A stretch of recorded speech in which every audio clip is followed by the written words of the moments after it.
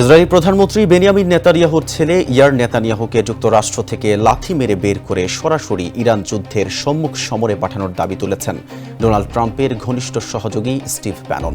মিয়ামিতে অবস্থানরত ইয়ারকে উদ্দেশ্য করে ব্যানন বলেন, ওকে লাথি মেরে বের করে দিয়ে ইসরায়েলে ফেরত পাঠান এবং ইউনিফর্ম পরিয়ে যুদ্ধের প্রথম সারিতে নামিয়ে দিন। আরটি ইন্টারন্যাশনালের এক ভিডিও বার্তায় তিনি মার্কিন হোমল্যান্ড সিকিউরিটি বিভাগকে এই পদক্ষেপ নেওয়ার আহ্বান জানান। ব্যানন বলেন, কাতার ও সৌদির রাজপুত্রদেরও বিলাসিতা ছেড়ে যুদ্ধের ময়দানে নামানো হোক। স্যান্ডেলিনা সো, রূপচর্চায় আভিজাত্য। তিনি অভিযোগ করেন, ইসরায়েলি, আরব এবং ইউরোপীয়রা যুক্তরাষ্ট্রকে শোষণ করছে, অথচ মার্কিন সেনারা তাদের স্বার্থে জীবন দিচ্ছে। ব্যাননের মতে, যে কোনো স্থল অভিযানের প্রথম সারিতে এসব প্রভাবশালী নেতাদের সন্তানদের থাকা উচিত। এদিকে সামাজিক যোগাযোগ মাধ্যমে ট্রাম্পের ছেলে ব্যারন ট্রাম্পকেও সেনাবাহিনীতে নিয়োগের ব্যঙ্গাত্মক দাবি উঠেছে।